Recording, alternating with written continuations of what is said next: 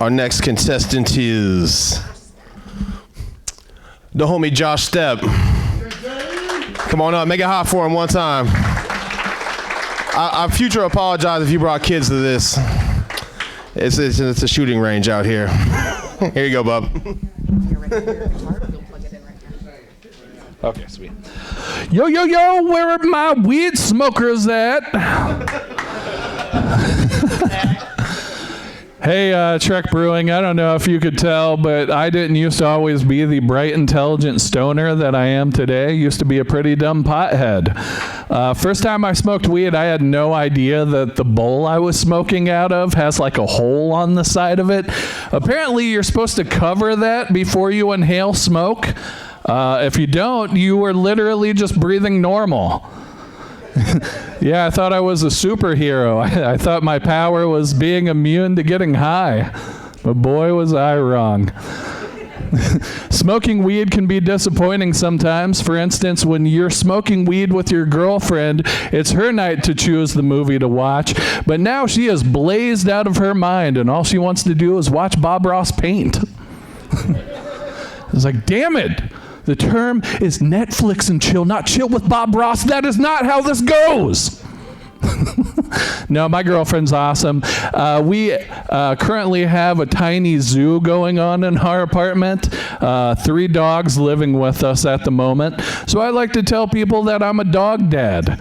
If you don't know what that is, it's kind of like being a regular dad, only no one judges you when you lock your kids in the cage at night. Also, your real children probably don't tear up your favorite pair of shoes. We just bought a bird recently, too. It's a pineapple conure, very small, very cute little parrot. For obvious reasons, my girlfriend wants to name this bird Pineapple. My vote is still for Conure West. Yeah, maybe add a third at the end. Not really sure what happened to Conure West 1 and 2, but I think Conure West the third is going to sound a little more snobby, be a little more, prestigious there. Yeah, so I had a weird childhood. Once when I was a kid, my mom locked her keys inside the house. Ironically, that same night it's my dad's birthday, and he gets dragged to a place called Cheek's Gentlemen's Club by his friends. My mom was way too embarrassed to go in and get the spare key from him, so instead she decides to send me, her 11-year-old son, to get it from him. And yeah, I found out pretty quick that night asking a stripper where your father is, that's a weird way to start a conversation. Yeah, true story. A few years later, my brother starts dating a stripper that my dad remembered from that specific night. Yeah, it's true. He had a Polaroid picture of himself on stage with the ladies, and yes, she was there. Didn't take long. My brother fell in love, and he married that stripper. So now Dad's birthday photo, that's a family photo. Yeah, just one of many. We keep that around for all those fond memories. My parents are pretty awesome, but they are disappointed that I am an atheist. But I gotta be honest, I've tried. I've really, really tried to believe in God. But I just have so many questions about religion. Like, does Satan ever get Christmas lists from dyslexic kids during the holidays? I don't know, but I need to know these things. Yeah, speaking of Jesus, I'm not entirely sure that he ever walked on water. I mean, Chris Angel kind of showed me how that trick was done already. Yeah, now I'm convinced that Jesus just had 12 disciples splashing around in the water to mask the fact that he was standing on plexiglass the whole time. That's not a miracle. I am not mind freaked by that at all. But I might be a little Jesus freaked. Heyo. Yeah, I really hate when people say that God has been taken out of schools. It's like, what? What was God ever doing in school in the first place? Doesn't he already know everything? Who's going to hell with me? So dating can be hard when you're an atheist. I once dated a woman who was so religious that she broke up with me after I showed her the movie Rosemary's Baby. Yeah, it's like if you don't know that movie, it's about a woman who gives birth to the Antichrist.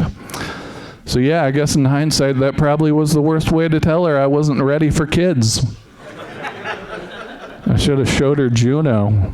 Maybe Knocked Up. Would have been way more lighthearted. Speaking of romance, guys, if you don't know what to do for Valentine's Day, White Castle is currently taking reservations. It's true. Their slogan for this is "Spread the Slider Love." Yeah. I think it's safe to say if your Valentine takes you to White Castle, probably time to find a new Valentine. Ladies, could you imagine, though, like that's the moment he chooses to propose to you? You're just sitting there with your mouth full of those greasy, delicious burgers, and he gets down on one knee and he says, "Sue Ellen, I knew from the minute that I laid eyes on you that you were what I crave." That's right, honey. I'm going to call you my little crave case from now on. And with crumbs falling out of your mouth and tears coming out of your eyes, you say, "Yes." He gets up all excited, and he's like, "This is the best night of my life. I can't wait to get you home, honey. That bathroom is going to be a disaster. Yeah, just two lovers pooping in the night." So you guys, I was thinking for the last part of my set that I would play a song for you. But the question is, are you ready to rock? Yes. Yeah. Well, you can tell I didn't plan this out. Well, anyway, if you're ready to rock, then too bad, because I write romantic songs. Love songs that are all sappy.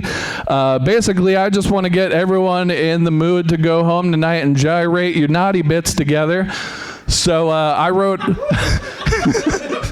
write songs about those special people in your life, the ones that make you feel a certain way.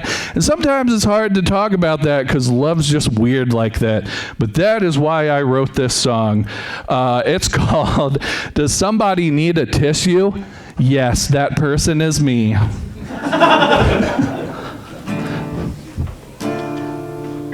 Oh well, fuck it. You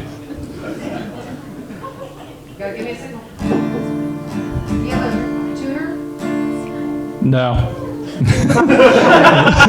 Fuck it. You don't want to pick up? I'm not getting you. I'm just gonna go with it. There's something in the air that makes me feel the way that I do. When you're near, my eyes water and turn a little red. I can feel my whole world spin as you pass me by. Now that I'm with you, I think it might be true. I'm allergic to you. This is the part that gets stuck in your head. Doom, da-doom, da-doom, da-doom, doom and gloom, da-doom, da-doom, da-doom, doom and gloom. We cuddled in the park and had ourselves a picnic. I had to run home because you were not hypoallergenic. It's not that I don't love you, but you give me a rash. Special cream is expensive and I'm running out of cash. Da-doom, da-doom, da-doom, doom and gloom, da-doom, da-doom, da-doom, doom and gloom. The first time we kissed was on a big cruise boat. You had to use an EpiPen because I had a swollen throat. It's not that I don't want sex or think our love doesn't jive, but when you touch my private parts, I break out in the hives. Da-doom, da-doom, da-doom, doom and gloom, da-doom, da-doom, da-doom, doom and gloom. It's true, I'm allergic to you. My symptoms are kinda like the flu. I can't breathe and my face turns blue. You are my boo, but I'm allergic to you. I'm allergic to you.